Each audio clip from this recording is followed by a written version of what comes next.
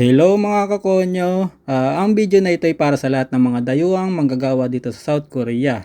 Napaka-importante na itong video na ito dahil dito nyo malalaman kung paano mag-register sa home tax. Mahalagang magkaroon kayo ng sariling account sa home tax dahil dito nyo may apply ang home tax refund ninyo kada taon. Sa mga hindi pa nakakalam kung ano ang home tax, ang home tax ay ito yung ginagamit sa pag-apply ng tax refund, tax reduction at kung ano-ano pa. Sa paggawa ng home tax account, ay kailangan lang pumunta sa website ng home tax, i-search lang ang hometax.go.kr at ang number 1 requirements nito ay yung ating mobile certificate o bank certificate. Kailangan meron kang bank certificate dahil dito natin ilalog in yung ating magiging home tax account. At kapag nandito na kayo sa site ng home tax ay i-click lang itong Hiwon Kaip. Itong Hiwon Kaip, napaka-importanteng tandaan nyo to dahil maraming beses nyo to may encounter kapag nandito kayo sa South Korea. Tapos, i-click nyo itong Juminton Nokbonho. Tapos, meron kayong tatlong pagpipilian. Itong Kungin Jonso, Hindupon at itong Shinyongkado.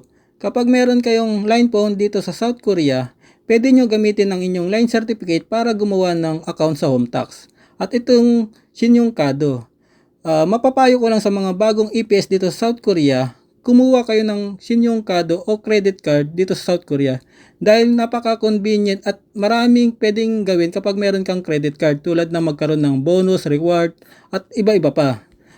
At dito sa tatlong ito, pwede kayong mamili kung ano ang gagamitin nyo para magkaroon ng account sa home tax. Ako, ang ginagamit ko para makapag-login sa home tax, itong bank certificate. Itong tutorial na to ay kung paano makapag-login sa home tax gamit ang bank certificate. I-click lang itong bank certificate tapos yung Songmyong. Dito sa Songmyong, kailangan kung ano yung nakalagay sa inyong ARC ay dapat ganun din ang ilalagay nyo sa Songmyong. Una apelyido tapos pangalan. Tapos ilagay nyo ang inyong cellphone number. Kapag nailagay nyo ng inyong cellphone number ay i-click itong Hagkin.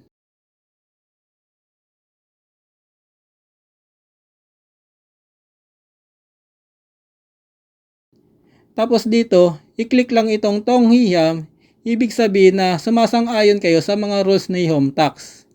At dito, ilagay nyo inyong information. Gumawa kayo ng ID at password.